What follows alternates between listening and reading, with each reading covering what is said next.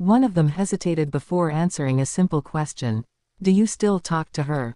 And instead of saying, yes, there was a pause. A small one, but long enough to feel it. Then, not really anymore. That moment stuck with me. Because when you're talking about Princess Leonor, friendships don't just fade like normal. They don't drift. They don't slowly disappear like ours do. They change, on purpose. And I think that's the part people are uncomfortable admitting. Let me be direct with you. This isn't just about growing apart. This is about a life being reorganized in real time. And if you really sit with that for a second, it's heavier than it sounds.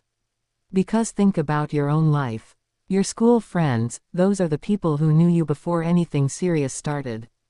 Before pressure, before expectations, before identity became complicated. Now imagine those same people slowly being removed, not because of drama, but because of your future. That's what we're looking at here. And I don't think the media is being fully honest about it. Before we go deeper, pause for a second. If you're new to Léonor's story, subscribe. I post every day. Because this isn't surface-level content. This is about understanding what really happens behind controlled images. Now here's where I want to challenge the usual narrative. You'll hear things like, her responsibilities increased. She moved into a new phase of life. It's natural distance. But let me ask you something. Since when does natural distance happen this cleanly? No leaks, no messy overlap, no visible transition, just gone. That's not how real life works.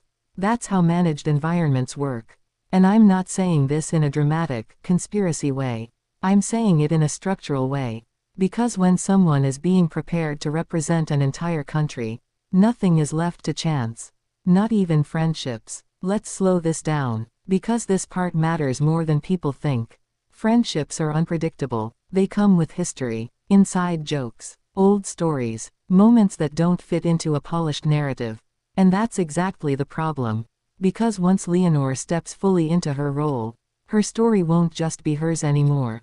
It will belong to the public, to the media, to history. So the question becomes, can you carry uncontrolled relationships into a controlled life?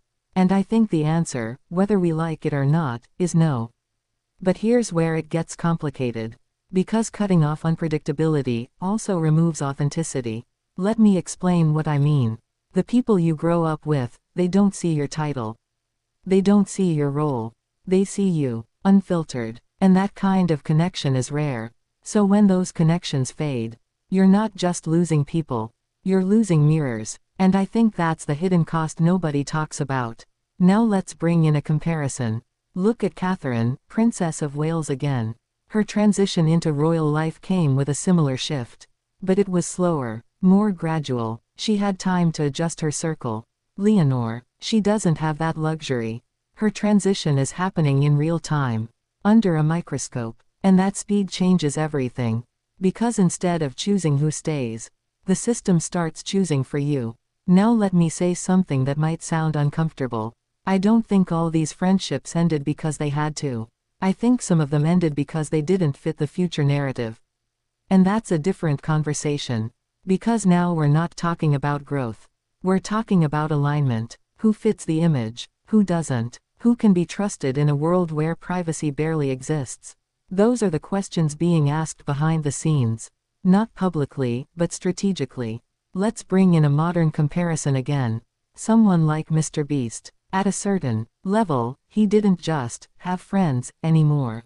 He built a circle that aligned with his vision, his pace, his pressure, his exposure. Because when your life becomes bigger than normal, your environment has to adjust. Now take that idea and multiply it by 1,000. That's royal life. But here's the part that stays with me, and I want you to really think about this. At the end of the day, when the cameras are off, when the schedule is done, when the expectations pause for just a moment, who does she talk to? Not officially, not publicly, not strategically, just honestly. Because if your entire environment is curated, where do you go to be real? That's not a media question. That's a human one. And I don't think there's an easy answer. Now let's go deeper into timing. Because timing always reveals intention. Why is this shift happening now? Why are these stories, subtle as they are, starting to surface? Here's my take. The monarchy isn't just preparing her privately anymore. They're preparing the public. They're slowly introducing a version of her that feels more structured, more focused, more distant from normal life, and distancing from school friendships. That's part of that transformation. It signals something without saying it directly. It tells people, she's not like you anymore. But here's the paradox. At the same time, they still want her to feel relatable. So how do you balance that? You remove the chaos, but keep just enough humanity to stay connected. That's the tightrope. And honestly, it's not easy to walk. Let me pause here and be real with you. Part of me understands why this is happening. Structure brings stability. Control reduces risk. But another part of me keeps asking, is this fair? Not politically, not institutionally, personally, because growing up is already complicated. Now imagine doing it, while your life is being shaped in ways you don't fully control. That's a different level of pressure. And I think we underestimate it because everything looks calm on the surface.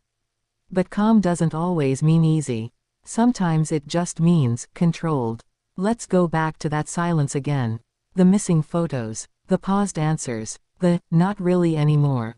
Those are small details, but small details tell the biggest stories, because they're harder to script. And when I look at this whole situation, I don't see drama, I don't see scandal, I see transition. A quiet one, a controlled one, but a real one, and transitions always come with loss, even when they're necessary. So maybe the better question isn't, why were her friends cut off? Maybe it's, what had to change for her future to be secured? And once you ask that, everything starts to make more sense. Not easier, but clearer, because in the end, becoming something bigger than yourself always comes with a price. And sometimes, that price looks like distance, silence, and friendships that don't follow you into the next chapter. Not because they weren't real, but because your future couldn't include them in the same way. And that's the part people feel, even if they can't fully explain it.